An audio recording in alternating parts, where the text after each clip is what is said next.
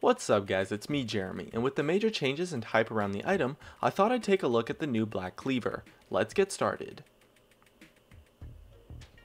Starting off with the basics, the item itself gives 400 health, 40 attack damage, 20% cooldown reduction, and has two passives. The first passive shreds the armor of your target by 5% whenever you deal physical damage to them, stacking up to 6 times. That means spells can proc that passive as well. And the new added passive that you now get 20 movement speed every time you deal physical damage, and you get 60 movement speed for 2 seconds on killer assist, or 30 movement speed if you're a ranged champion. Now, on paper, the item is pretty strong. It's completely gold efficient without the passives, and in a tank meta, the armor shred is quite powerful. In addition, it has a nice build path consisting of cheap parts, which makes it a nice item to buy in the laning phase. And the stats are pretty great too, as the health, AD, and CDR makes it a perfect item for any AD caster.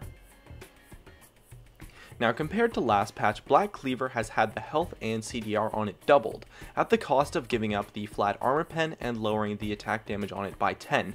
And honestly, this was a really nice change, since the main problem with building Black Cleaver before is that sometimes it would make you super squishy, and as a bruiser, spending so much gold on an item that only gave you 200 health in tank stats was most of the time completely not worth it. So the added health now is really significant, and in addition, bruisers and tanks tend to have a really hard time itemizing for cooldown reduction, so now Black Cleaver is a great option for those kinds of champions, and so overall I think it's definitely a really strong item.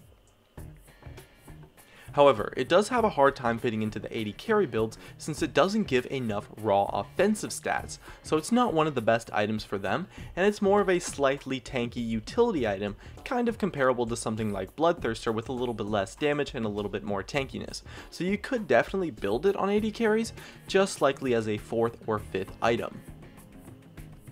Now, the new Black Cleaver actually has some big potential to influence the meta by a pretty reasonable amount. It's probably not going to change the tank meta, and it's definitely not as impactful as Cinderhulk, but I think a large amount of champions will actually rise up simply due to this item.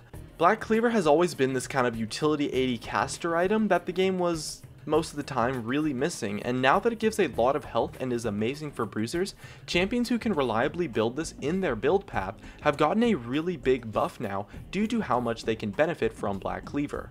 I'm talking champions like Wukong and Xin Zhao, bruisers who bring a lot of utility to a game in exchange for raw power. Their utility often gets outclassed due to not being able to make up for just the raw power of some of the other bruiser junglers like Vi and Lee Sin.